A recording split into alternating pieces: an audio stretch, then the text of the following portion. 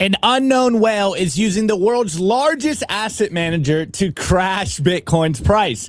We're seeing some interesting allegations pointing at the BlackRocks Bitcoin ETF that could explain why Bitcoin is down $10,000 since its recent local high of $82,000 per Bitcoin. If you're holding Bitcoin, you need to understand this interesting story. So, first off, what is super interesting, I think the biggest takeaway here is the idea of paper Bitcoin. I am going to get to the story. I will explain this all for you guys, but I want you guys to keep in mind, we have been, talking about paper Bitcoin for a while. This idea of, or rather this question of whether the ETFs are actually buying quote, real Bitcoin. Are they just trading paper Bitcoin? Are they rehypothecating Bitcoin? The rehypothecation question is probably still pretty true. But as I've been covering on the show for, I guess, over 2 years now, or a year and a half at the very least, it's from all the on-chain data that I can find, the ETFs are actually holding the Bitcoin that they claim they hold.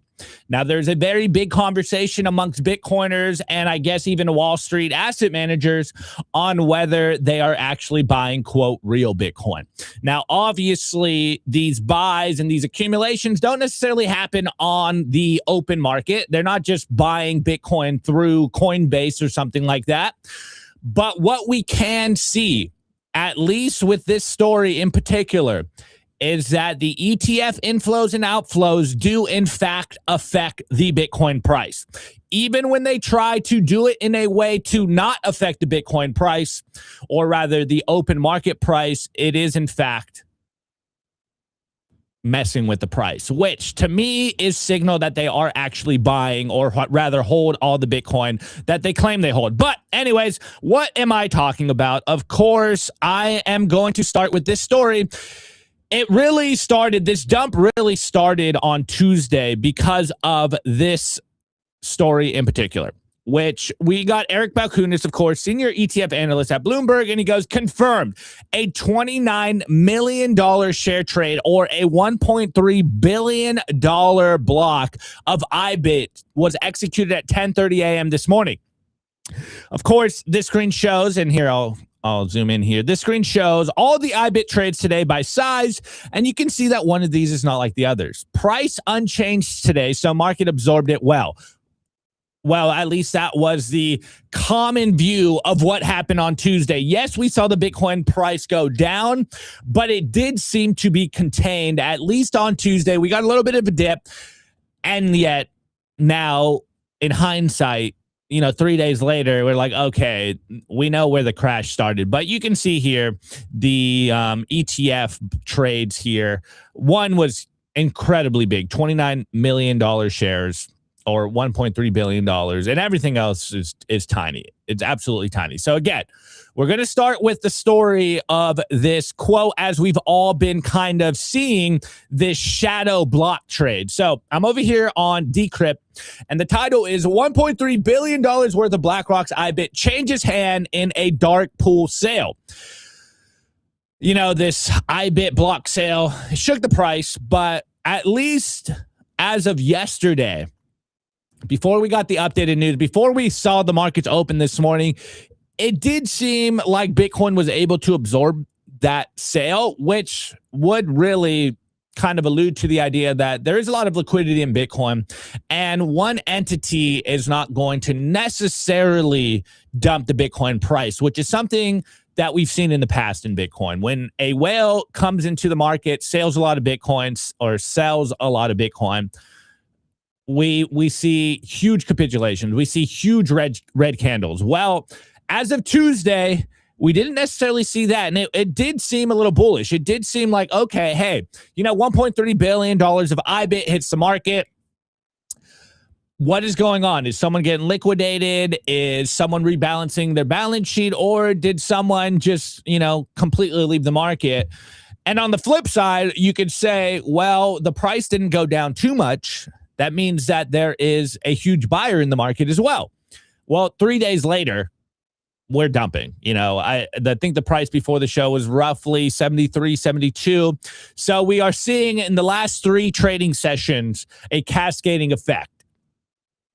And everyone's wondering, okay, first of all, are we finally going to see the fabled dump that everyone's waiting? Because everyone's kind of expecting Bitcoin to play out like the 2022 cycle, where we had a blow off top and then it kind of traded sideways. It seemed like it had some momentum and then it fell off a cliff and we finally found the bottom. Now, there has been a lot of talk about 60K being the bottom, that we are starting to have a slow grind up, crypto spring, et cetera, et cetera, et cetera. And right now, if I'm being honest, looking at the chart, it's like, oof, it's looking a little ugly. It's looking a little ugly. Anyways, going into this a little more, of course, a $1.3 billion block of BlackRock's iShares Bitcoin Trust, or IBIT shares, changed hands in a dark pool Tuesday morning, marking one of the largest off-chain Bitcoin ETF transactions since the product's launch 15 months ago.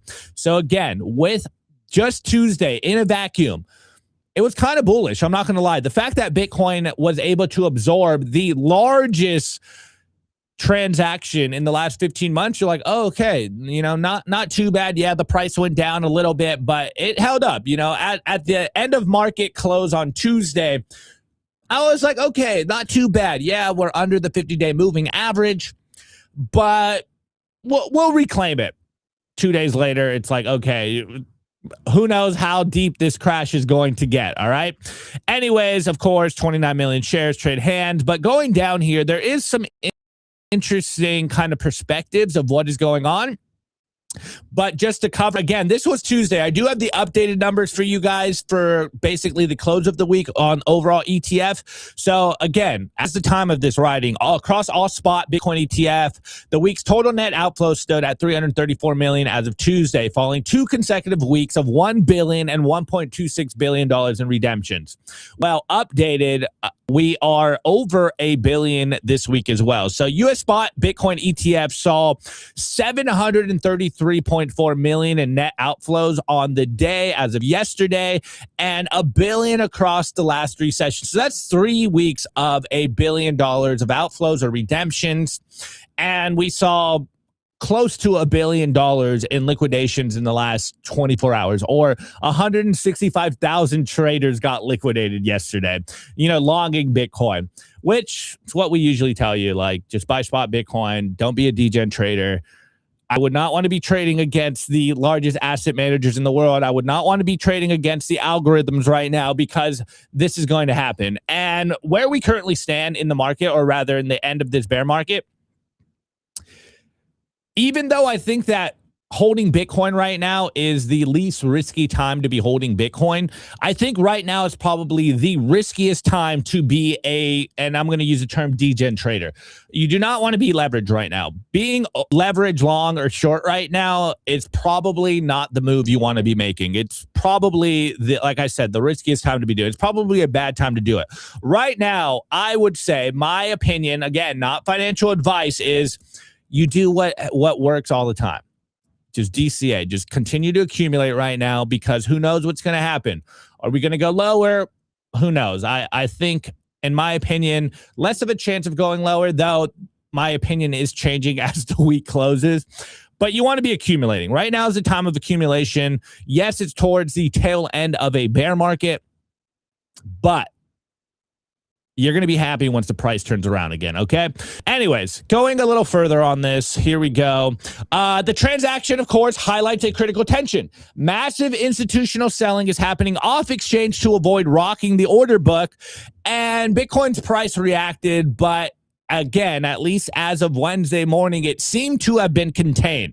Though, I think biggest takeaway here is this idea of there is institutional outflows, but it is being done in a way where it seems like they aren't trying to affect the Bitcoin price, which is, I think, kind of a little difference than what we've been seeing in the past.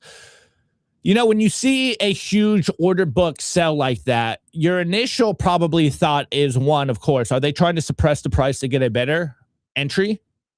Or is someone being liquidated?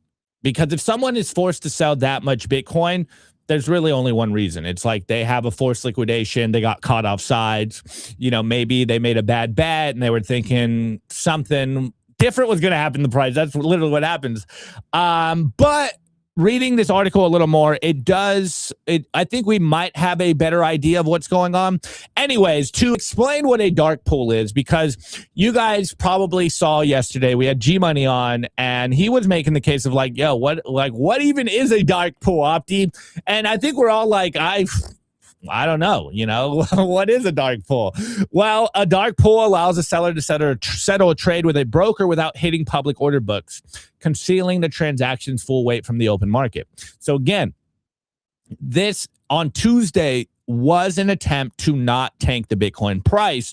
But as we're seeing now, 2-3 days later, it's totally tanking the price. So one, my initial thought of what I was saying in the beginning of the show, the ETFs they actually have that Bitcoin. So it is affecting the market price of Bitcoin, which, you know, maybe a lot of people don't want to hear that. Maybe a lot of people still want to believe in the whole paper Bitcoin summer because it makes their narrative of Wall Street being a big bad boogeyman, you know, like confirm that they can still say like, oh, I don't want Wall Street in here. They're just trading paper Bitcoin.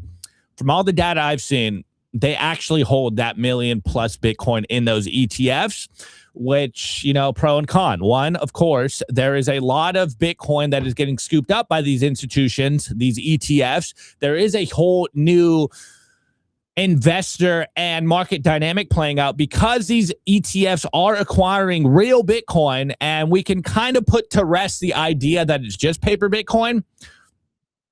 And then, of course, as I've been covering the Bitcoin treasury Bitcoin, they're buying a lot of Bitcoin recently. Anyways, quote, the reason the decline was not even deeper is that the market was still able to absorb a substantial amount of supply without a full liquidity breakdown, which again, as of Tuesday, looked very bullish. It's like, okay, we have a huge sell. At least that was the prevailing narrative. A huge sale, but the Bitcoin price didn't go down too much, which obviously means there was a big buyer, or at least someone that was taking that Bitcoin off their hands. All right.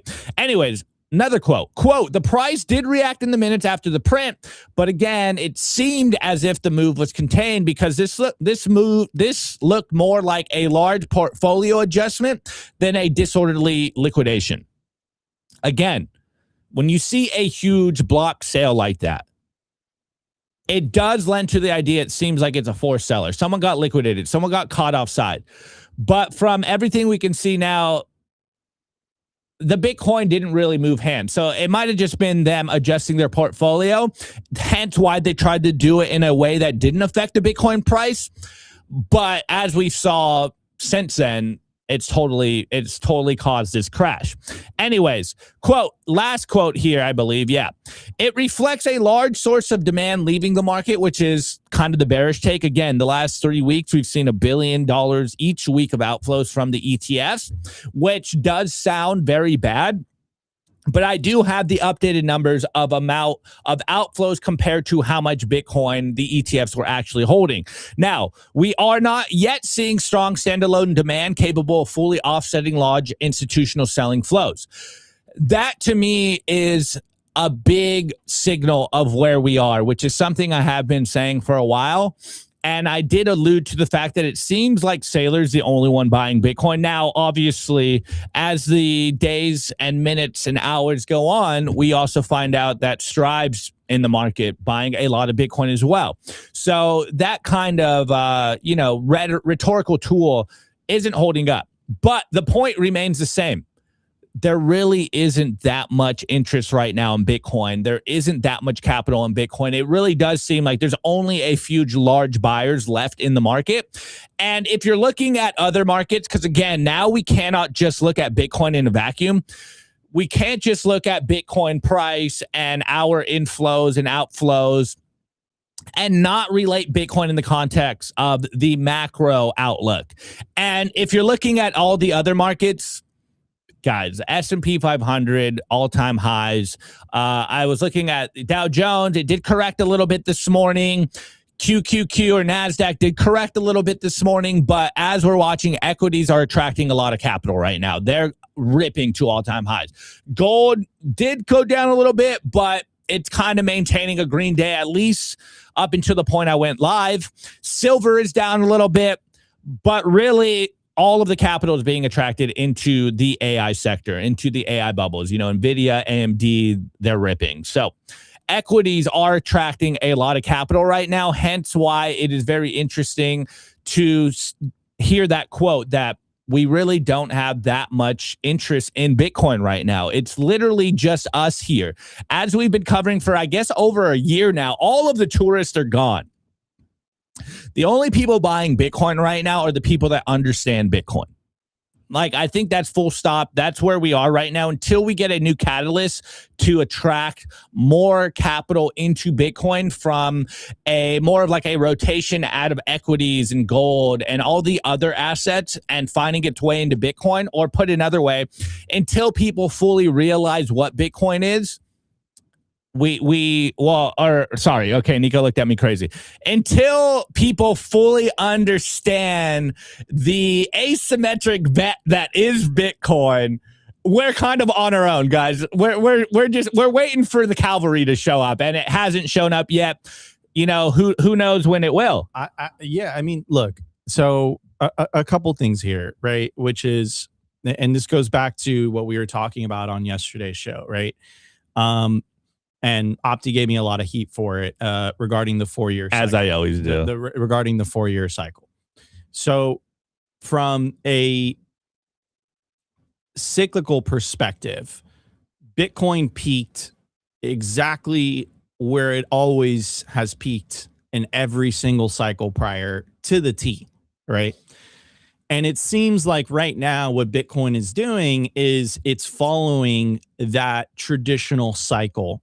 And as I've been saying the last couple of weeks on the show, during the summer, what I'm going to be really paying attention to is if Bitcoin is going to be able to hold the channel between 80 and 60K. If Bitcoin is able to do that and maintain those price levels through the summer, then I would confidently say that, listen, we probably reached bottom, right? So I think that if you put all the other things aside, the amount of institutional interest going into Bitcoin, the amount of, you know, the amount of Bitcoin that Strive and Stretch and Strategy, and the amount of Bitcoin that they're accumulating, the fact is that regardless of all of that, the cycle is playing out like it always has played out. Full stop. We peaked in October, just like every other cycle. That's exactly where we would have peaked. And if the cycle continues to play out like it has historically in the past, the bottom is going to be in Q3 and Q4 of this year. Wait, can I push back on that a little bit? Sure. Like, because I think it's a good discussion, because, look, I will concede you have been right on that. My question here, and this popped in my head while you were going, do you think that the institutions believe in the 4-year cycle meme? Because I think that's a little, that's a different variable. I think that we have to understand the psychology of Bitcoin investors, and we have to separate the fact that these institutions, the new block of no pun intended, the new block of Bitcoin investors are these massive corporations, these massive institutions. We have to separate the two. And I'll give you a data point. So okay, I'd agree with that. I'll give you a data point so you guys understand. We went from sailors saying, never sell your Bitcoin, to sailors saying, hey, listen, you might have to sell your Bitcoin in certain situations. Just make sure that you have more Bitcoin than before. We went from October, no treasury company announcing that, hey, listen, you know, we're fully on board with Bitcoin, we're not going to sell any Bitcoin, to basically every single treasury company at this point has sold a little bit of Bitcoin. So what is different than every other cycle? The only difference is that the sellers are much more public because they're public entities. There's a lot more capital involved. They have the headlines. These are giant Wall Street corporations, right? But the psychology of the cycle is exactly the same, because this is something that retail has gone through every single previous cycle. And if you've been a Bitcoiner in all of these cycles, you've gone through the same type of process. I call it paying your dues, right? Paying the price of tuition. And it seems like this is the beauty of Bitcoin. Bitcoin doesn't care whether you're an institution, whether you're a nation state, whether you're an individual. It looks like Bitcoin is putting everybody through the same ringer, everybody through the same test, like it has in years prior, like it has in cycles prior. And like, think about it. Like, me and Opti are class of 2016, 2017. What were we saying when we first got into Bitcoin? Never sell your Bitcoin. Never sell your Bitcoin under any circumstance. What happened circa 2018, 2019? Me and Opti were like, we might have to sell a little bit of Bitcoin because... No, that was 2020. Yeah, 2021. We might have to sell a little bit of Bitcoin because, like, you know... We're running a company. The circumstances call for having to sell a little bit of Bitcoin. The only difference is that Opti and I don't run a large publicly traded company that, you know, the news cycle is focusing on. But any single Bitcoiner that has been in this game for long enough, whether you're class of 2013, class of 2017, class of 2021, you have gone through the same psychological process through the cycles. The only difference this cycle is the amount of media attention, and the stakes are way higher because now you have the president of the United States commenting, I'm not going to let crypto down. Now you have Michael Saylor changing his famous motto. Now you have, I think, Sequans, right, just recently announced that. Yeah, they sold like 450 million and plan to sell literally their whole. They're selling their whole like entire 650 more. Entire Bitcoin stack. What you're seeing is a full capitulation event, which is what happens every single Bitcoin bear market cycle. The only difference now is that it's a lot more public because these are publicly traded, excuse me, these are publicly traded institutions. So you have a little bit more insight into what they're doing behind the scenes. But if you look at the price action of every single previous cycle, the same psychology happened. The same thing happened. They got a little bit overextended. People invested a little bit more than they should have. They took out a little bit more leverage than they should have had. And then what happens? The bear market hits, and a lot of those people end up capitulating. But before, because it was retail driven, a lot of those capitulations were private. A lot of those capitulations were not public information. The only difference this cycle is that the capitulations are literally blasted all over the headlines. Everyone sees them, whether it's Sequans, whether, you know, it's the other treasury companies. A lot of them are my friends, so I'm not going to name any names. A lot of them, right, saying, listen, guys, because of the market conditions, we're going to have to sell a little bit of Bitcoin, right? And that's exactly what's playing out. So I'm going to make the case that this cycle so far is no different than every other previous Bitcoin market cycle. And that goes hand in hand with what we've been saying about Bitcoin. You don't change Bitcoin. Bitcoin changes you.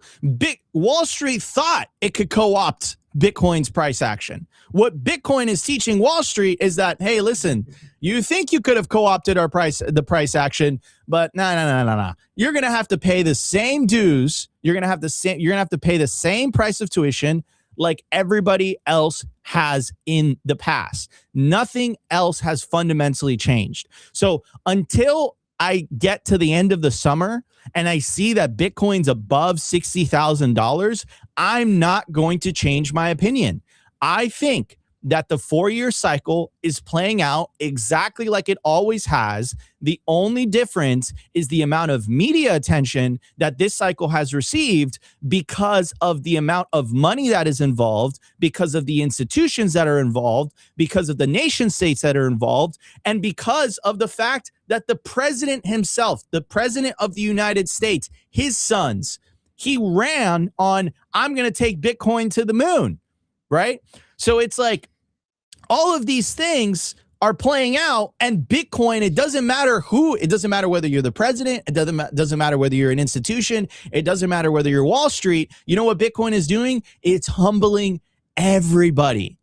And that is exactly what has happened every single cycle prior. Nothing has fundamentally changed, which again, I would say is bullish. And why is that bullish? Because again, it goes back to what G Money said on yesterday's show, it was Rumble exclusive.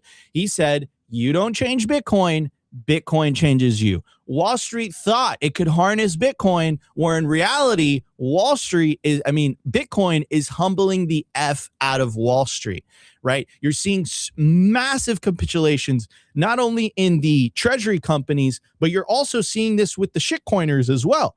Like, oh, they're cooked. The shitcoiners, like the people that are investing, I think it was Tom Lee that just went hard on ETH, man. He capitulated his ETH position. Oh, did he? I missed that. Completely. I've seen a lot of ETH capitulation. So again, we're seeing a traditional capitulation like we've seen in every single other Bitcoin bull market. Nothing has changed. And I would say that's bullish. And the reason I'm saying that's bullish is because it proves that Bitcoin can't be co-opted. It proves that Bitcoin sets the rules and you're on for the ride. And it proves that this time is not different. This time is playing exactly like every single cycle has played out before. Now, with all of that being said, I'm going to add a little bit of a caveat. And the caveat is this.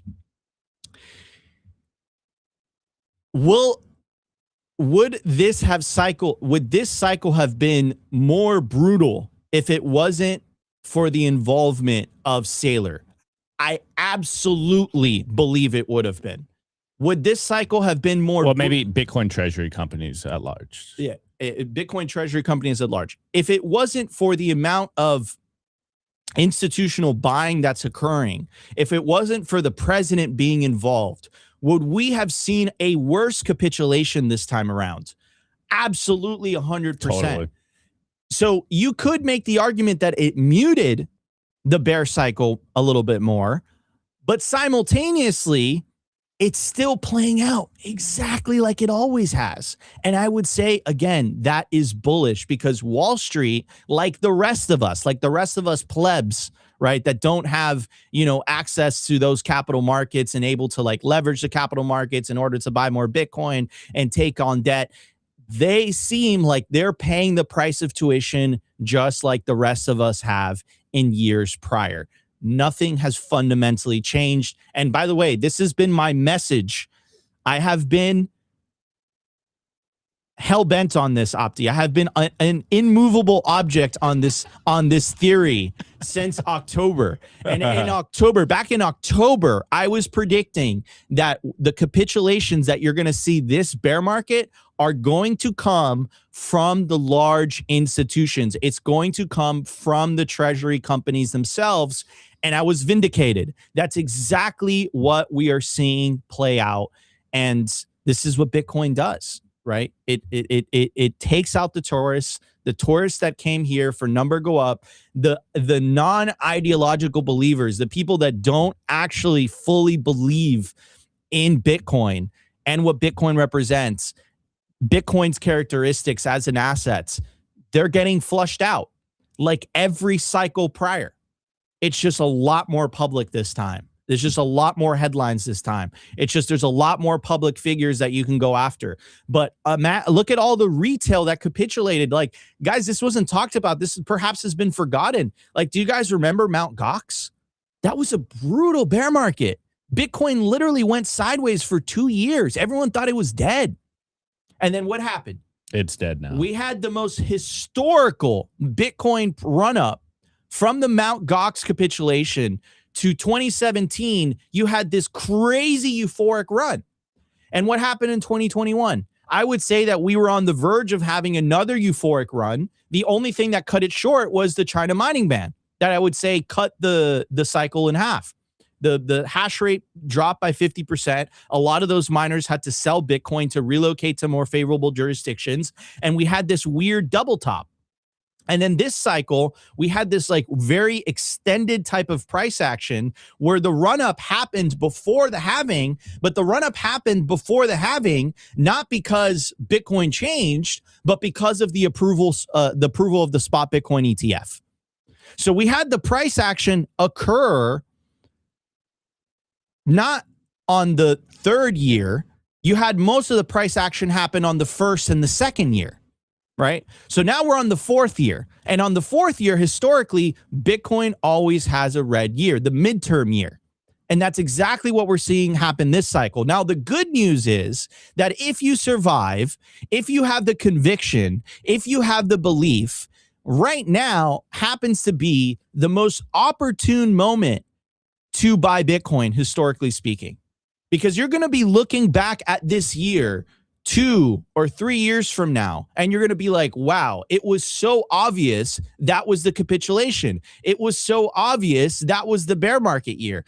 And historically speaking, that happens to be the best year to invest in Bitcoin from an ROI perspective.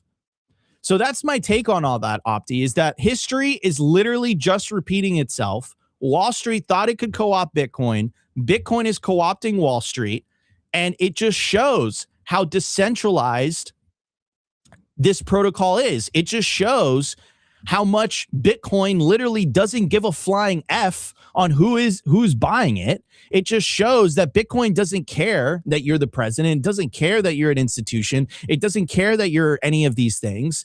It's going to do what Bitcoin always does. And that's exactly what's playing out in 4K right in front of our eyes, because we've been trying to cope. And we've been trying to make the argument this entire year that, hey, this time is different. And what this year has shown us is that this time, in fact, is not different. I would say maybe it's slightly different in terms of the capitulation isn't as bad yet, but that could change as well. Right. It could also change to the opposite. You're acting like the year's over already, bro. You're acting like it's done. You know, they got us in the first half of this year. Still staying positive here. Actually, before we move on, because I do want to move on here. And also I do want to give a shout out. By the way, we have a very special guest on today's show. Absolute legend in the Bitcoin content creation space. We have Matt Kratter of Bitcoin University, who's joining us like right now, basically. So joining us in a couple of minutes. But so really, before, really excited for that. Before we do that though, I do want to give you guys the updated numbers just so you can kind of put it into context. Yeah. 1 sec. Put it into context what we're seeing from the ETFs, or rather in IBIT. Even though we are seeing what seems like big numbers coming outflows of the ETFs, in the context of how much they have already attracted, it's really not that, like, it's almost a rounding error here. So Eric Balkunas this morning updated the whole IBIT saga, and he goes, IBIT saw its second worst day of outflows yesterday with $528 million amid a step back phase, likely from the block trade Tuesday.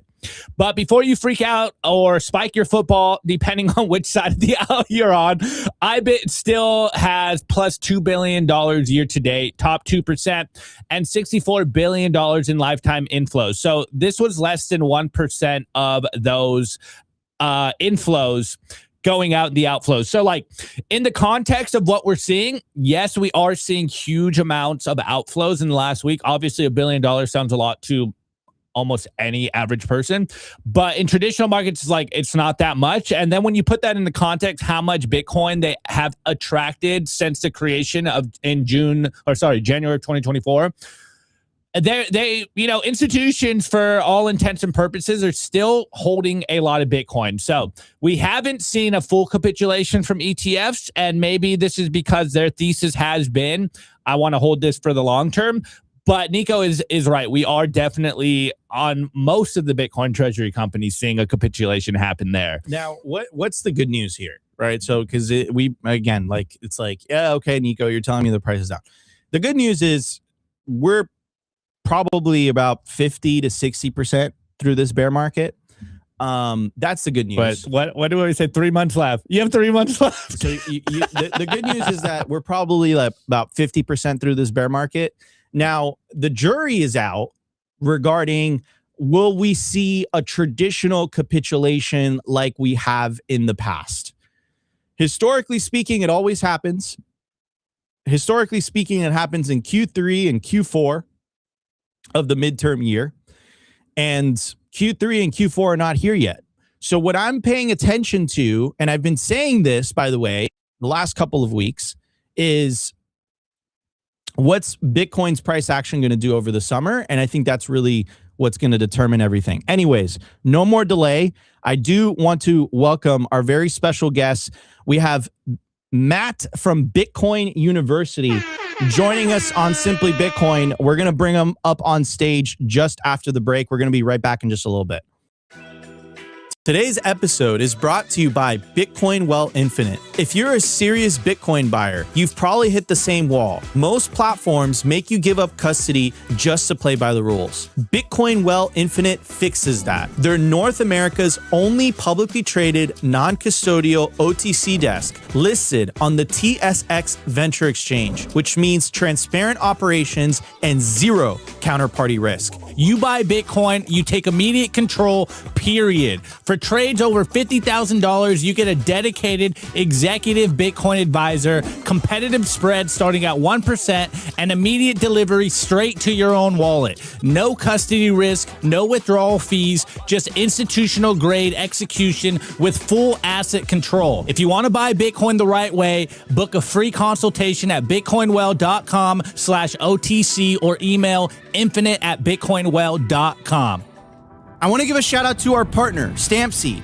Is your Bitcoin in cold storage really secure? Are your seed phrases really secure? StampSeed's do-it-yourself kit has everything you'll need for you to hammer your seed words into commercial-grade titanium plates instead of just writing them down on paper. Paper is fragile. Titanium plates are strong. Your words are actually stamped into the titanium plate with this hammer and these letter stamping tools. Once the words are in, they aren't going anywhere. No risk of the plate breaking apart and pieces falling everywhere. Titanium stamp seeds will survive nearly triple the heat produced by a house fire. They're also crush-proof, waterproof, non-corrosive, and time-proof. And now you can customize your titanium seed plates. You can upload your design or logo, and they will laser engrave it on the back of your seed plate, the opposite side of where the words are. Stamp your seed on StampSeed and use promo code SIMPLY to get 15% off anything on the stampseed.com store.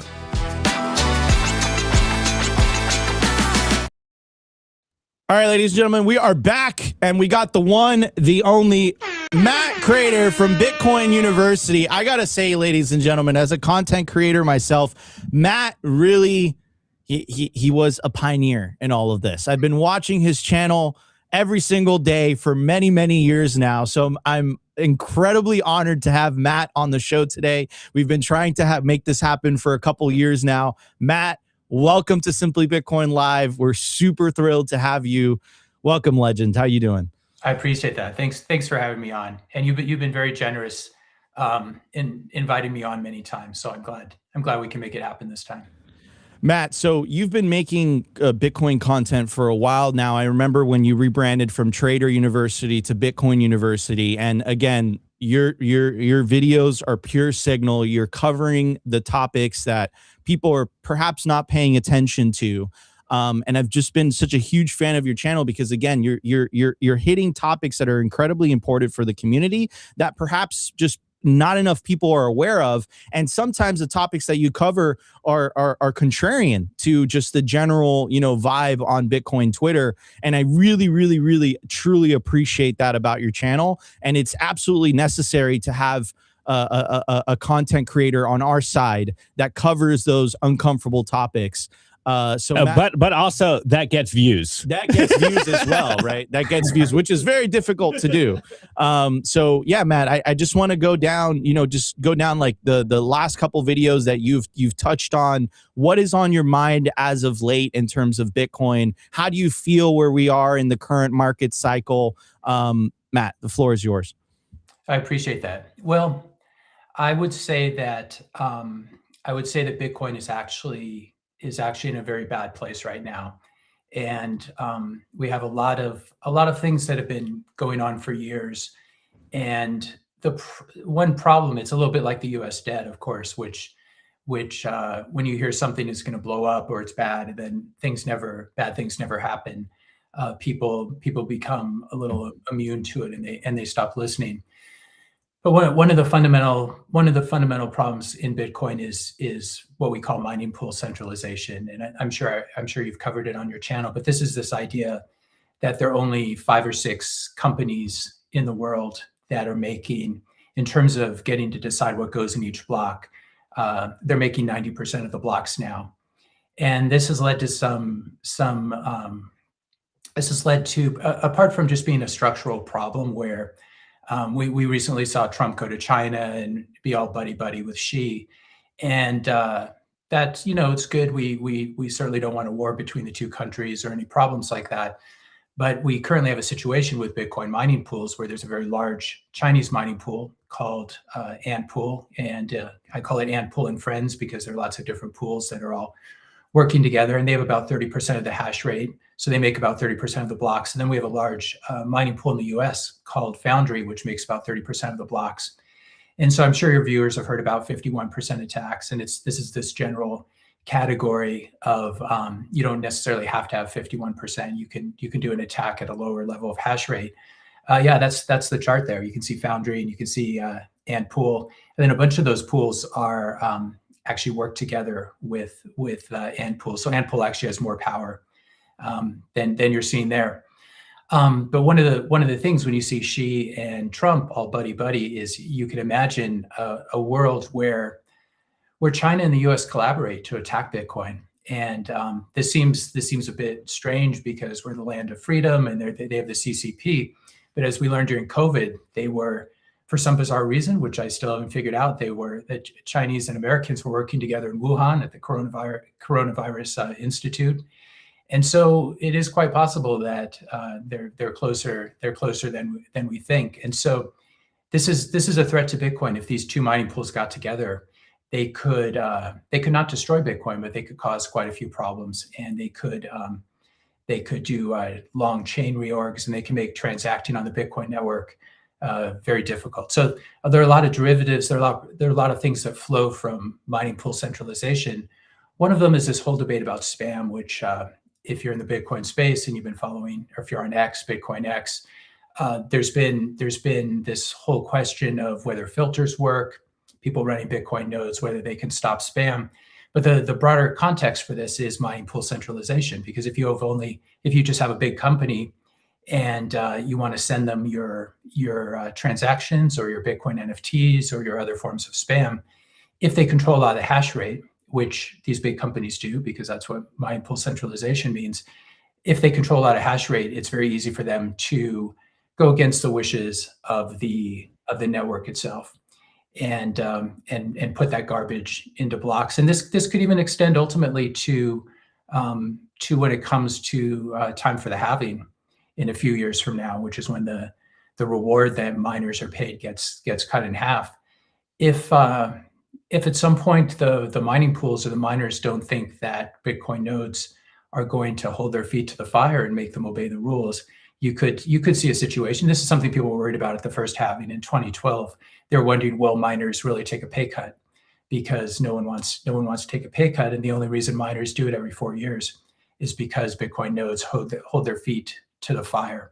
And so that's really what I've been focused on for the past year. And I think that the big problems have been mining pool centralization, Bitcoin node software centralization. There's been all these scandals around Bitcoin Core, which used to be the dominant implementation that everyone would run if they're running a Bitcoin node. And that has since changed. They've been bleeding market share, people moving to Bitcoin knots. And as part of this, there's been talk too as well about a new soft fork that's brewing, which is called BIP110. So that's really where my focus has been, and happy to drill down in any of those topics more if you're interested. Absolutely. We actually had one of the Ocean fellas here at the Simply Bitcoin studio, because we do see, we don't cover it in as such depth that you do, Matt, but we do see the problem. And we've discussed at length with the Ocean fellas, which are actively trying to solve this problem with the Ocean mining pool and with the BIP 110 proposal as well. So yeah, please just let's dive deeper into that, because I think so I want to read this comment. Please let Matt Kratter know that we are grateful for his valuable contribution to the information about Bitcoin. I'm on that. I'm fanboying right now. Thank you. Because I literally I watch a lot of content, but specifically Matt's channel, I watch his videos all the time. You know, what's funny about that is we have this joke, like, we're so late to Bitcoin. And, you know, I thought I was late to Bitcoin, and certainly late to Bitcoin podcasting as well, or making videos on YouTube. And it turns out that if you just do something for a few years, you become an, you know, sort of an, I don't want to say OG, that's probably too high and mighty, but you're on the same path. You're going to be on someone's show in 2 years from now. They're going to be saying the same thing. So I'm grateful to my audience, and I'm grateful for the learning experience, because as you guys know, when you do these shows and when you talk about these concepts and you begin to explain them to other people, or you make a video about them, you begin to realize, oh, I actually don't understand it as well as I thought, because I can't teach it. So it's a back and forth where I learn from people in my audience and just Bitcoiners on X and other YouTube channels as well. So we're really lucky. Bitcoin community, there's no place I'd rather be. Absolutely. We have the best community. And Matt, just to add to that, I think that this specific problem, though, is not getting as much attention as it should be. 100%. I think that Bitcoiners have this idea that we're going to win no matter what. And as you were saying earlier, that's not a guarantee. And I actually had I had a fireside chat with Luke Dash Jr. about this. Oh, I listened to that. That was quite good. Thank you. And he said point blank, he said, look, I give Bitcoin a less than a 10% chance at succeeding. And it was specifically referencing the mining pool centralization. And Opti, if you could pull up that article yesterday where we were talking about this piece of legislation that they're trying to pass, that is going to play more into this favor of China and the United States colluding. But Matt, essentially this piece of legislation that's being proposed would actually subsidize certain Bitcoin mining operations in the United States. The United States government would subsidize those Bitcoin mining operations, and you could see where that could lead, right? Like, it's very obvious. The headline is Mine in America Act would put Bitcoin network at risk. So Matt, I don't know if you're aware about that article, but the floor is yours. Yeah, I haven't. I saw these headlines. I haven't dug down into them. Do you guys know what exactly the subsidy? How that, So the article from The Rage, again, we love The Rage here, is basically saying we've seen a lot of Bitcoin bills proposed recently. Obviously, the Clarity Act has gotten most of the headlines, but this Mine in America Act has kind of, I would say, seeped under the radar. And essentially, the idea is that the U.S. government is proposing, at least with this bill, kind of a subsidy, a grant program where they are trying to frame it in a way to move away from using Chinese manufacturers and onshore Bitcoin miners to the US. But with the incentive structure, it's really starting to look like it's probably going to do more damage to the Bitcoin network and mining at large because of these subsidies and these loan programs. It's going to basically shift the incentive structures of Bitcoin mining. So we're seeing, what you've been saying. We've been covering the NOTS core BIP 110 stuff on the show, and the fact that Bitcoin mining is super centralized. And now with this bill, it looks like the U.S. is framing this as a pro-Bitcoin bill. But when you kind of get into the nitty-gritty, you're like, this is going to distort mining incentives even more. But the push is, we got to move away from Chinese mining and using Chinese infrastructure and Chinese mining pools and onshore them with these government subsidies. And it's like, wow, this is not looking so good overall. This is it might in fact make Bitcoin mining even more centralized versus the intended effect of continuing to maintain the decentralization of Bitcoin mining. Absolutely, because instead of the economic incentive, right, instead of these Bitcoin miners like just operating on, okay, we need to be profitable businesses, now they're relying on government subsidies. And of course, that comes with strings attached, right? We all remember, Matt, I'm sure you know, I'm sure you remember this as well. Back, I think it was a couple years ago when Mara basically announced, oh, we mined the first OFAC compliant block. Do you remember that? Right. So you could see, indeed, yeah. You could see how, you know, those government subsidies are not going to come without any strings, right? And now we're hearing, you know, the news coming out of the Strait of Hormuz, how they want to accept Bitcoin as you know, as a form of payment so that you can pass the strait. Now you're seeing news coming out of Russia saying, hey, Russia, listen, we're gonna boot out the MasterCard, we're gonna boot out Visa, but simultaneously, you know, we're gonna see how we can integrate Bitcoin to receive payments overseas because of the sanctions. And then you're seeing how that's being weaponized by Elizabeth Warren and the Senate Banking Committee floor, where she's basically saying, listen, we can't pass any of these bills because America's enemies are actually getting paid in Bitcoin. So you could see how this bill that maybe has good intentions can be weaponized against Bitcoin in the future. Yeah, and I think that's why this is it's a perfect demonstration of why Bitcoiners are against centralization, and how we try to skate to where see where the puck is going, skate to where the puck is going to be. Because if you have any kind of centralization, it inevitably ends up as an attack vector. And this is certainly true for example, all the Bitcoin sitting in Coinbase custody. And it's also true for just having this very large regulated mining pool called Foundry. And so if Foundry were to be broken apart, and this is one of the things I've been pushing really hard for, getting individual Bitcoiners to mine Bitcoin rather than having a big pool do it. If Foundry were much smaller, it wouldn't matter. These subsidy bills or government handouts, they wouldn't really matter, because there'd be no large company to try to capture or to bribe. And this is part of Satoshi's original vision, which is that every Bitcoiner holds their own keys, holds their own Bitcoin, runs a node, and mines with it. And it's something that apparently Satoshi did not foresee, the rise of Bitcoin mining pools. And they've been a bit of a problem back in 2014, 2015, whenever a mining pool would get too big. Bitcoiners were much more aware of it, and there was one pool, I can't remember which one, that got close to 40 or 50% of the hash rate, and everyone just got on Reddit or X or wherever and started talking about it. And then people moved their hash rate, they stopped pointing their mining rigs to that large pool, and it got down below.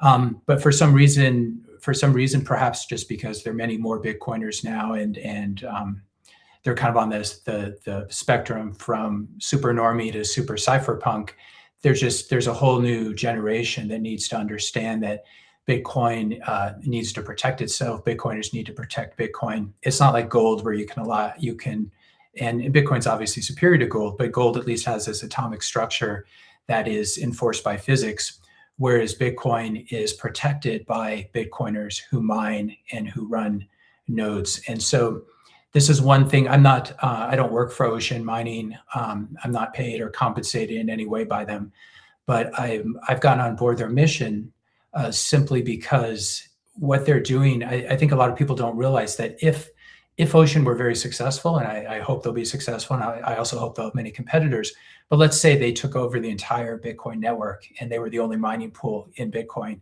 and they controlled 100% of the hash.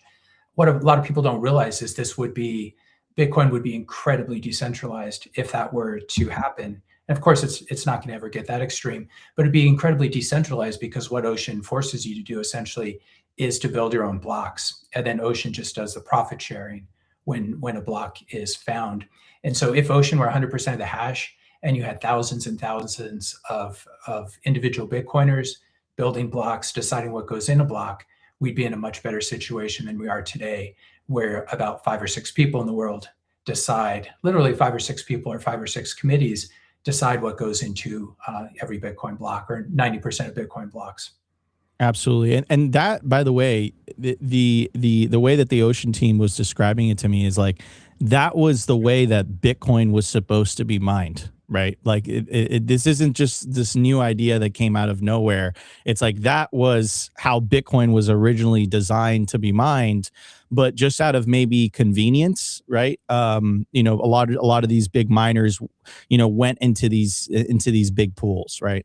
Well, it's not just convenience. Like, you can't blame them because it's very hard to mine a Bitcoin block. So I'm renting quite a bit of hash rate right now. I'm renting about 5 petahashes, and that's a tremendous amount. That's about 4,000 or 5,000 bitaxes. But even if you look up my odds of being able to solo mine a block with that incredible hash rate, and this is rented or bought hash rate, because my entire house and garage would be overflowing with loud mining rigs if I didn't do that. But even with 5 petahash, my chances of finding a block, finding my own block, mining a block, are 1 every 4 years. And so I'm spending approximately $200 a day renting hash, and then I make most of it back in mining rewards. But you can imagine, if I wasn't pooled mining, I would basically have to pay $200 a day for 4 years, which is quite a bit of money. And then I would essentially make it all back after 4 years, probabilistically. But this is the reason that people mine in pools, because of Bitcoin block variance. It's very hard to find a block, and so it makes sense to work together to collaborate and mine blocks. But the problem is there's a flaw in Stratum V1, which basically has led to just the mining pool designing the block template that all the hashers, all the people with mining rigs hash. And so that is that's sort of the fatal flaw. Like, it makes sense to mine in a pool, even if Satoshi didn't foresee that, because I mine with Ocean. I get paid almost every day, which is very nice. So then I can recycle those sats back into mining. But so the real solution is not solo mining, where, you know, it's fun to have a BitAxe, and, you know, you can buy a BitAxe for $100, and if you mine a block with it, you make whatever it is now, $230,000. So that's a very good return on investment.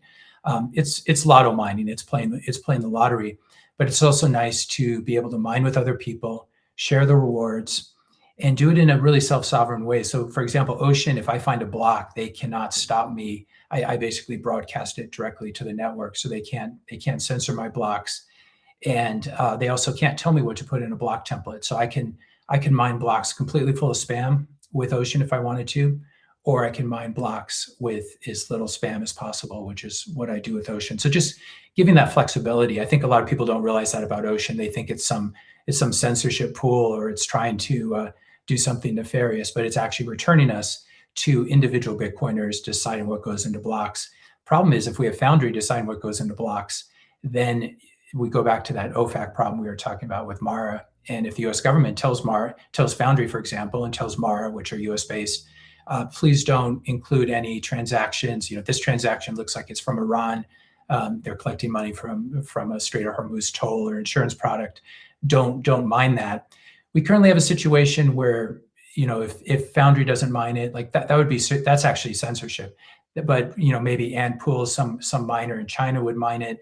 But if these 5 or 6 pools somehow get together, and there is obviously collusion going on in the world, there are intel agencies collaborating. As we saw during COVID, it was sort of like everyone working together against the little guy. We need to be prepared for this.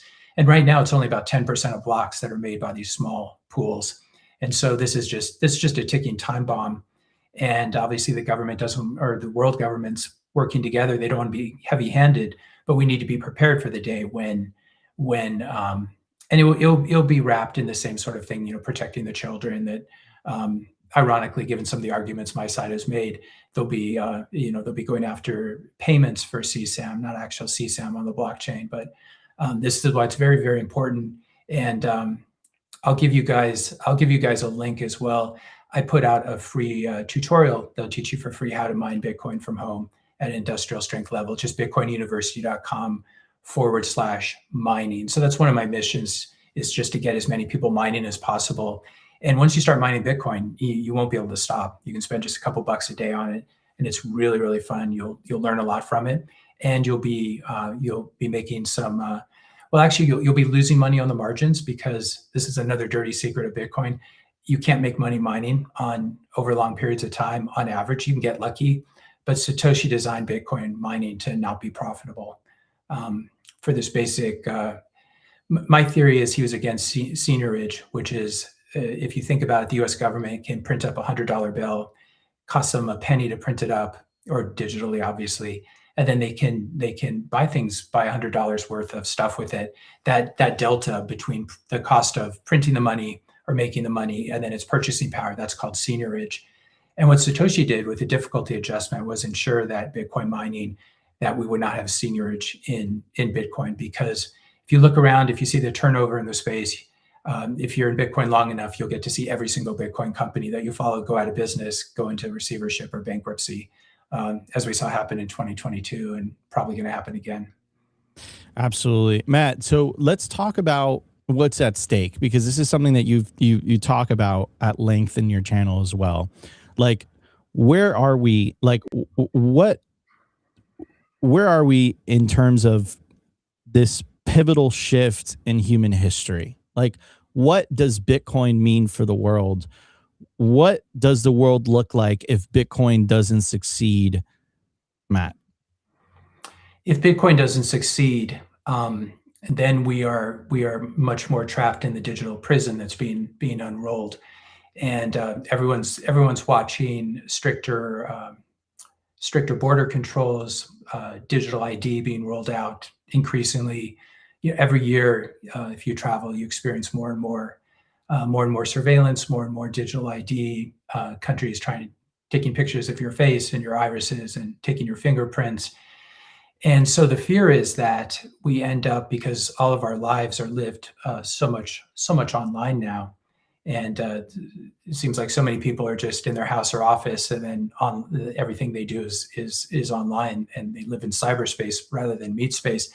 The risk of this is that all of your information is available. It's much easier to scrape it online than it is when you're doing stuff privately in your house, or you're doing real stuff with real people in the real world. And so the risk is, you can imagine COVID, the response to COVID done 100x or 1000x, where in the name of something that is, at least on the surface, quite good and will fool most people, like, we don't want your grandma to die, but during COVID your grandma still died, and you couldn't visit her in the hospital, and you had to look at her through glass. So they'll wrap it in something that seems righteous and seems good, but the risk is we have our online lives controlled. So they're already talking about this in various European countries, in the EU, having some sort of internet passport. We all experienced COVID passports, where you had to, in some places in various parts of the world, you had to show your immunization card to eat at a restaurant or some ridiculous thing like this. But you can imagine if you needed to, let's say you needed to have your vaccination schedule completely up to date in order to access the internet from your house, and you actually had to upload your digital immunization card to your ISP in order to get access online. This would be a huge problem. And it doesn't just have to be vaccines or whatever. It's just whatever the government wants you to do. You said something mean on Twitter. You criticized a politician, or did something wrong, or you didn't support a certain war that your government's fighting, and so you can't get online. And if you can't get online, many of us would be quite cut off from the services and the people we like hanging out with. So the one thing, it's very difficult to, there are some projects out there to further decentralize the internet. Some very interesting projects, but the one thing that we definitely want to keep free and open is money itself. And to the extent that Bitcoiners hold their own keys, run their own nodes, it gives us hope that the money will not be turned off and captured. And you can go online and see videos from China, where people basically, because they have a low social credit score, their phone payment app just gets shut down, or maybe they can't buy certain things. You can imagine the government saying, you've been a bad boy this week, so you can't buy alcohol or cigarettes or whatever your vice is. And so it's just another form of money is the ultimate form of government control. And so this is one thing that Bitcoin is trying to do. It's trying to route around fiat money and help to develop a parallel system that is less captured. And no one likes banks, no one loves their bank, no one likes bankers. And so I think this is a problem that that most people, once you explain the problem to them, they'll be quite open to it, and they'll be interested in learning about Bitcoin. And this is fundamentally what we're fighting for, right? We're fighting for this, right? These are the two alternatives, Matt. The way that I say it, perhaps it's a little bit hyperbolic, but I stick by it, which is Bitcoin or slavery. We really won't have another alternative. The continuation of fiat currencies are central bank digital currencies, and I think you see that as China, as you pointed out, but you're seeing that already happen in Europe, where essentially any 10,000 euro transaction in cash is essentially illegal. Every Bitcoin transaction is going to require an ID. So they're marching full steam ahead. And I would even make the case that in the United States, they want that as well, right? Perhaps they're not as vocal about it. At one party, you can make the case is a little bit more open about it. Elizabeth Warren is telling you. But I think that there are some very powerful, influential people in the US, like despite, this last election, they still are hell bent on rolling out a central bank digital currency in the United States. They see that as the future of money, right? And not to mention everything that happened with Operation Choke Point 2.0, all of those things happen for a reason. And also the differences in how they treat the industries, right? Like TD Bank was discovered to launder, like they were charged by the DOJ laundering, tens of billions of dollars for the Mexican drug cartels or drugs or anything like that. And they got a slap on the wrist, right? They essentially got a fine. And if anyone from our industry, does anything regarding KYC and AML and they don't follow the laws to the T, they go to jail, right? So by definition, that is not justice, right? That's rules for thee and not for me. The banking system has a certain set of rules, and then, our industry has another set of rules, right? So, by definition, that's not justice, right? So, and that just tells me one thing. I don't think they're really interested in the KYC AML. I think that's the excuse that they're using. But what I think they're really interested in is maintaining their monopoly on the control and the issuance of money. I agree with that. And if you think about it, it's so ironic because the largest, I think the largest money laundering operations in the world are all government run. The U.S. government's the biggest launderer of money, and we've seen that certainly since Iran-Contra all the way up to the present from both parties. And everyone knows too, this is how intel agencies get their black ops budgets. They do human trafficking, sex trafficking, and drug trafficking. So I always laugh when I hear the U.S. government is going to try to go after the cartels or something, when they're actually certain branches of the U.S. government are very deep in with the Latin American drug cartels. I think it's also misleading to think that somehow Bitcoin strengthens the dollar. I've never understood this argument. I guess if your country has a lot of Bitcoin and your fiat currency goes to crap, you're in a better position. But Bitcoin and the dollar are those are the two main horses in the race. No other currency really matters because they're both digital and they both have the largest network effects. Gold is interesting, but the gold standard failed once.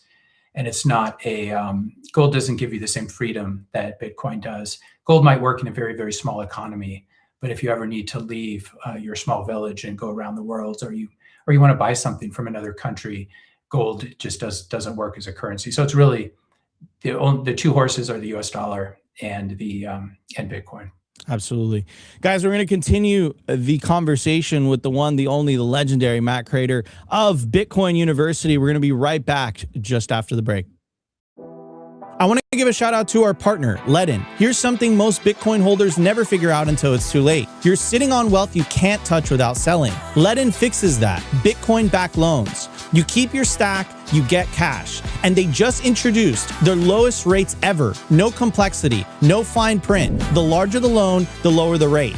These new rates apply to all new loans, refinances, and renewals. You'll see all the rates up front before you apply. The new, lower rates come with Ledn's gold standard protection. Your Bitcoin remains custodied and is never lent out for interest. Perfect 8-year track record of keeping clients' assets safe. Auto top-ups, LTV alerts, and partial repayments to keep you in control. Repay whenever you want with zero penalties or monthly payments. Ledden's perfect $10 billion track record through every market cycle in the last 8 years speaks for itself. Don't choose between a great rate and the safety of your Bitcoin. Get both at Ledden. I want to give a shout out to our partner, BitKey. If you already self-custody your Bitcoin, you already know the deal with hardware wallets by now. Complex setups, clumsy interfaces, and a seed phrase that can be lost, stolen, or forgotten. BitKey fixes that. BitKey is a multi-sig hardware wallet built by the team behind Square and Cash App. It packs a cryptographic recovery system and built-in inheritance feature into an intuitive, easy-to-use wallet with no seed phrase to sweat over. It's simple, secure, self-custody without the stress. Time named BitKey one of the best inventions of 2024. Get 20% off at bitkey.world. That's BITKEY.world with the code SIMPLY.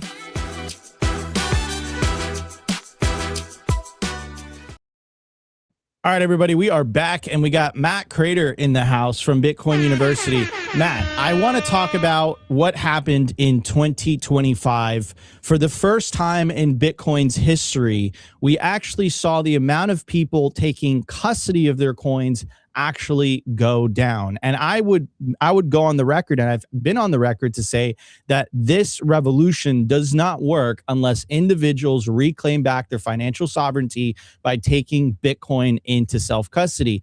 But since the launch of the Bitcoin ETF and since the launch of the treasury companies, you see more and more people opt into convenience, right? They opt into what I would say paper Bitcoin or captured Bitcoin, because it really is, it's an IOU, right? It's not Bitcoin in self-custody. Bitcoin in self-custody, you make the rules, you have complete control over your destiny, you have complete control over your wealth. But it seems, Matt, like a lot of people opted for convenience. So I completely agree with you, and we're totally aligned on the risk of the centralization of the mining pools. I'm really, really glad that the Ocean team is trying to solve that problem. I'm very bullish on Ocean, very bullish on BIP 110. Love the Ocean guys. But what also concerns me, Matt, is, again, the amount of people that are choosing convenience over sovereignty. And I'm sure that this is something that you've noticed as well. Is this a trend that will continue, Matt? Or is there any type of possibility that we have as a community to reverse that trend via education? So it's a good question. I think part of the problem is all of us grew up in a very fiat world, and we grew up thinking in very fiat ways, and so we're quite used to abdicating our responsibility for our money. And so if there's a mistake on our credit card bill, we can just call up and have it reversed. If we get locked out of our bank account, if we forget our password, or there's some glitch, or even if our bank account were to get drained through fraud, we can basically just make ourselves whole with a phone call. And so people say they want freedom. People say they want to be autonomous, but people don't want. What I found is that people just want they want privilege without personal responsibility. And so the great thing about Bitcoin is you can completely control your money if you hold your own keys. And very important to add to that, you have to run your own node, because otherwise you're trusting someone else's node, you're leaking privacy. And if they don't want to broadcast a transaction for you, you can't even do it without having your own node. So that's very, very important. I would encourage everyone to start running your own node, download Bitcoin Knots, get yourself a Star9 server, so you really take control of that piece. Because you actually don't even know if you own Bitcoin unless you can verify it with your own node. Like, you probably own it, but you're trusting someone else's node to verify that it's real. So those are the keys: holding your own keys and running your own Bitcoin node. And the problem with this, that the upside is you have complete control, but the problem is there's no 1-800 number you can call if something goes wrong. And if you make a mistake, your Bitcoin will be gone forever, or at least a part of it could be gone forever. And there's no way to reverse a Bitcoin transaction like that. I would say that I used to be perhaps more optimistic about these things. And then I lived through COVID like many of us did. And I saw neighbors tattling on each other and turning each other in, and enforcing government rules on their friends and family. So I'm a little less I'm a little less sanguine that everyone's going to make it and everyone's going to get it. And it's very hard because we're all like zoo animals, and we grow up just having getting used to the government taking care of us, and the teachers in the government schools tell us what's true, and then of course we're told, we're sort of corralled, like you got to get a credit card, you got to take out a mortgage because these things, well, they're actually just good for JP Morgan, they're not necessarily good for you.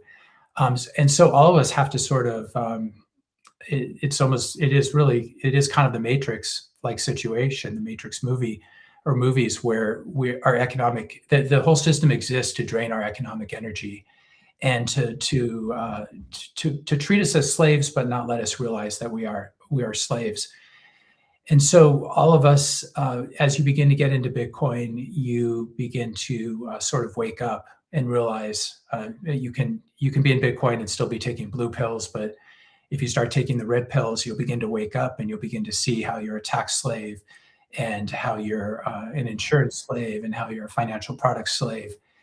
And so this is, not everyone will be able to break free. I thought I had broken free a couple years ago, and then it seems like every year I discover some other way that I'm sort of captured by the system, that I need to, for example, letting other people mine Bitcoin. I realize I should be doing that myself. So we have the spectrum from normie to self-sovereign, cypherpunk, and Bitcoin. And my takeaway is that, especially after COVID, is I don't think most people are going to make it. Hopefully our children will make it because they're going to be raised in sort of Bitcoiner families.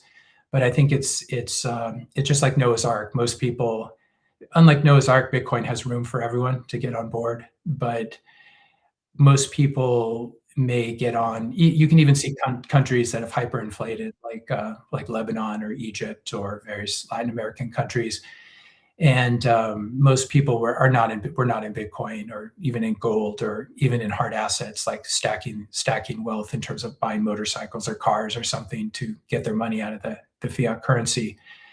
But the thing is, there is a sort of Darwinian evolution at work here, where people who store their money in fiat end up losing all their money.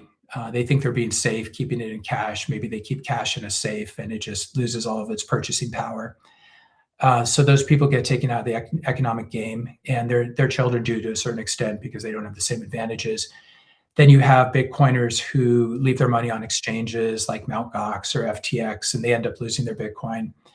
And so it really does, Bitcoin is this weird Darwinian race where people who do it the right way and their offspring will survive. So maybe this will help to shape the human race, but it's a difficult transition. And we still have so many people who still believe everything they see on TV and everything their doctor tells them. And they still believe politician promises. And something like 30% of the American population still believes the US dollar is backed by gold. So I think there can be many rude awakenings for everyone, and hopefully we as Bitcoiners have made the right decisions, and we're prepared, because I'm convinced the decline is here. We are seeing the decline. This is every year is going to get worse in places like the United States and Canada and Australia and Europe and the UK, and so it's a slow motion demolition. And we just have to try to wake as many people up and save as many people as we can. But not everyone's going to make it. I absolutely agree. And Matt, I went through the kind of the same, because we had this very utopian vision, right? I would say, like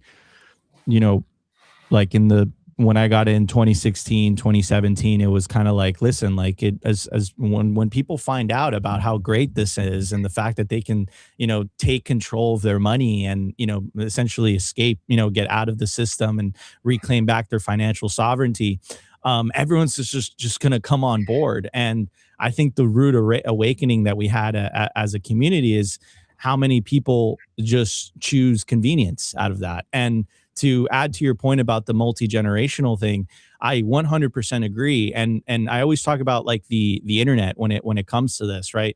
If you talk to, a Zoomer, or, my generation also as well, right? We kind of grew into the internet, right? So I would say we're internet native, right?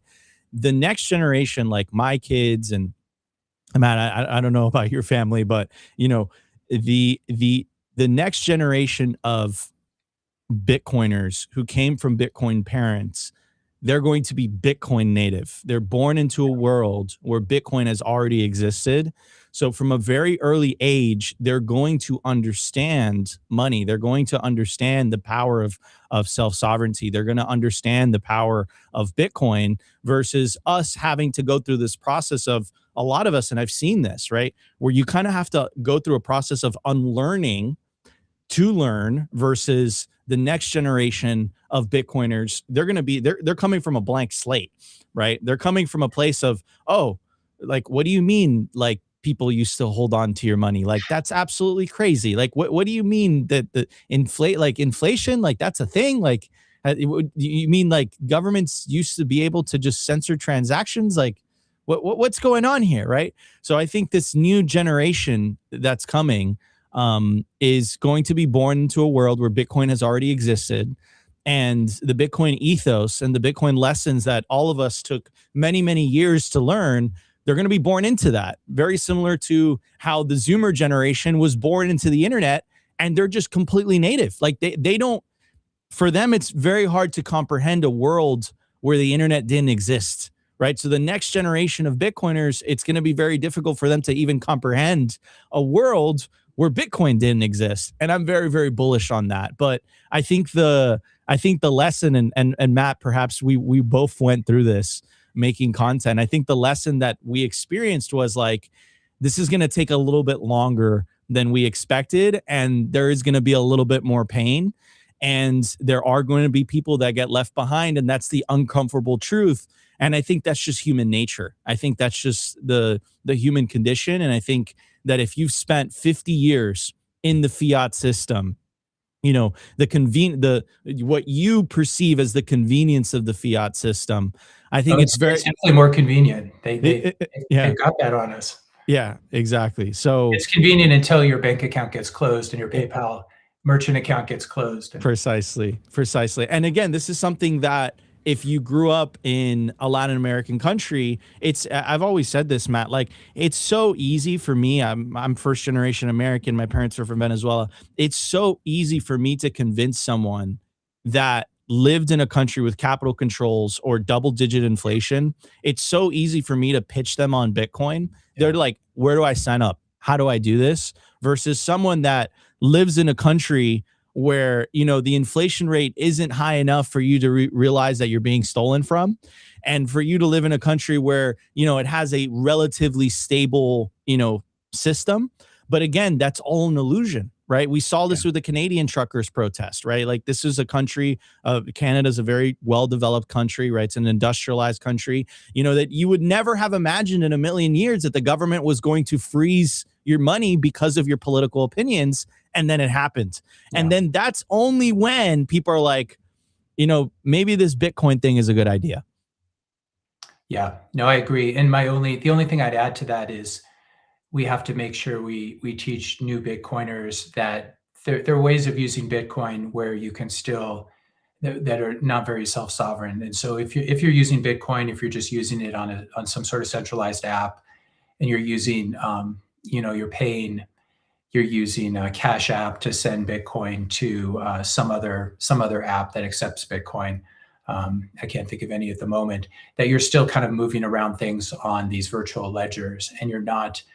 What I want is as many people and their children as possible to have access to on-chain payments, and then layer 2 payment systems like Lightning, which is built on top of Bitcoin and uses the same currency. This is very, very important, because if we have a situation, and I think there are a lot of people, sort of the Michael Saylor followers right now, who think that they're somehow Bitcoiners when they own a preferred stock that sits in their brokerage account and can be censored at any time. And there's operational risks with that, and there's leverage risks, and the actual Bitcoin that secures the assets that's on the balance sheet of the company is sitting at various custodians. There's many. This is very, very far away from the kind of Bitcoiner that I would want to see. And so a lot of that is just education. And I come from a TradFi background, And so I've moved away from all that, and I'm not tempted by stuff that sits inside of a brokerage account or bank account, because I think, especially as we're clearly deep into the fourth turning now, and this is when the wheels start to come off. And so having things in centralized places, having Bitcoin IOUs or anything like this is a big mistake. And you might think you're a Bitcoiner, but even holding, as we said, even holding your Bitcoin in self-custody, but if you don't know how to move Bitcoin around, if you don't know how to send it on chain, if you don't know how to upload your Bitcoin into a Lightning channel that you control, then you're going to be dependent on larger services. And the risk is that those don't even have the Bitcoin that they say that they do. And this has been a problem, obviously, throughout Bitcoin history. Absolutely. Guys, we're going to be right back just after the break. We got Matt Kratter in the house from Bitcoin University. We're going to continue this conversation. Stay tuned.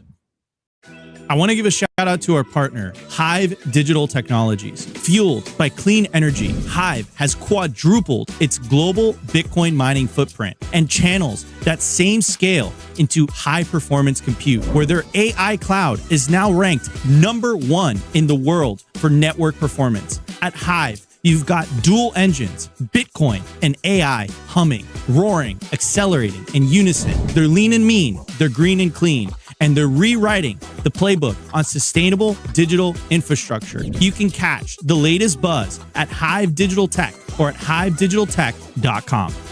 I want to give a shout out to our partner, sat123.com. Sovereignty isn't just about your money, it's about your communications too. When the grid goes down, most people go dark. Cell towers fail, and hurricanes, cyber attacks, and blackouts. But satellite phones? They don't rely on local infrastructure. Iridium has 77 satellites in orbit, giving you a direct line anywhere in the US, even offshore. If you hold your own Bitcoin keys, you should hold your own comms too. Sat123.com also has everything you need to start building your Bitcoin citadel. Starlink, battery backups, Faraday bags to protect your hardware wallets, and much, much more. It's a one-stop shop for anyone serious about resilience and off-grid independence. Stay connected, stay independent, stay sovereign. Go to sat123.com/simply today and use promo code SIMPLY to get 15% off anything on the store.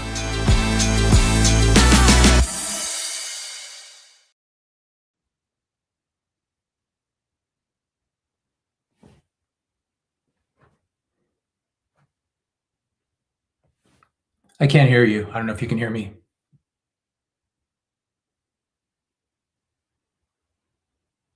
I can't hear you.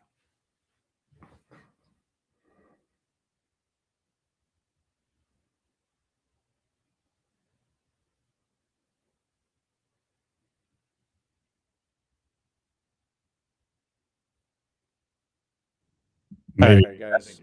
We're good? All right. Good?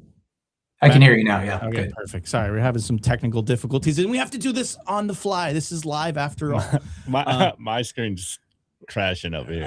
Okay, so Matt, what's been going on with the price action? Because I think, Bitcoin has a way of taking expectations and then grinding those expectations into dust, right? But I think a lot of people had higher expectations in terms of where Bitcoin would be. I want to get your perspective as someone who's been making content, in the space for a long time now, and as someone who's been in this space for a long time now. What's been going on with the price action? There's a lot of theories on Bitcoin Twitter talking about how Bitcoin has been captured, how there's manipulation.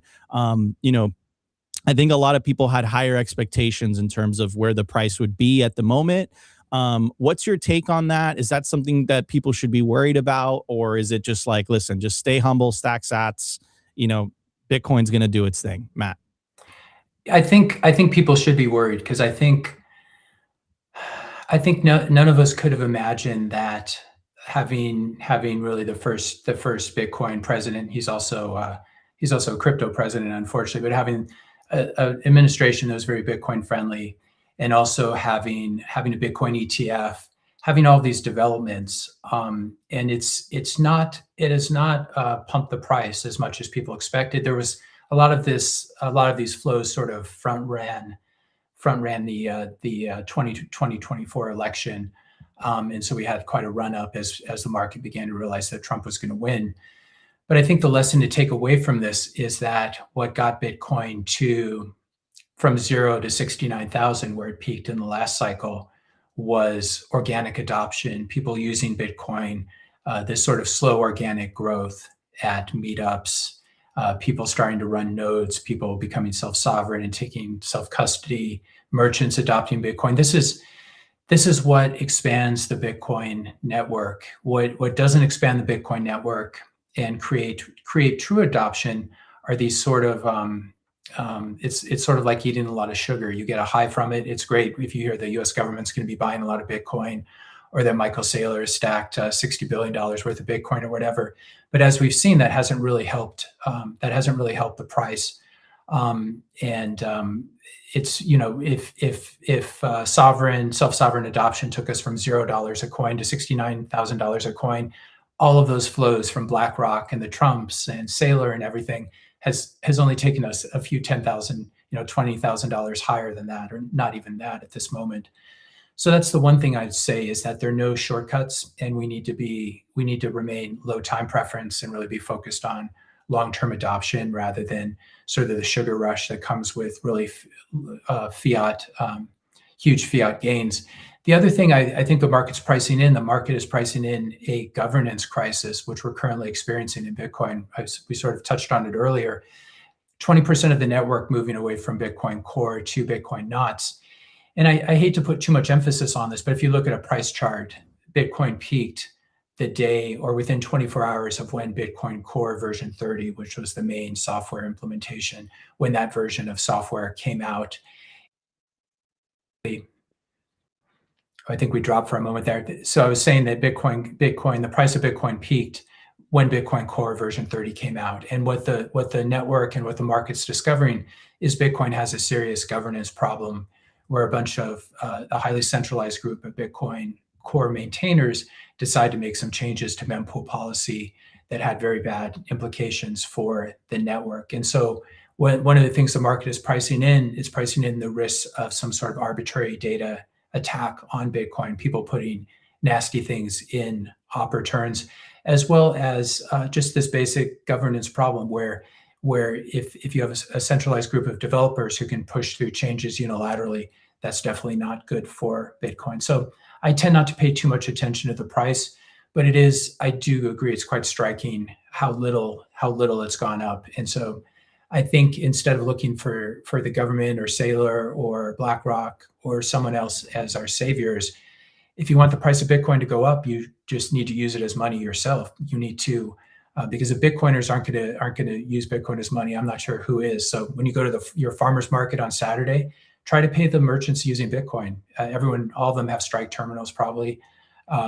Stripe, Square terminals. That's the word I'm looking for. Ask to pay in Bitcoin.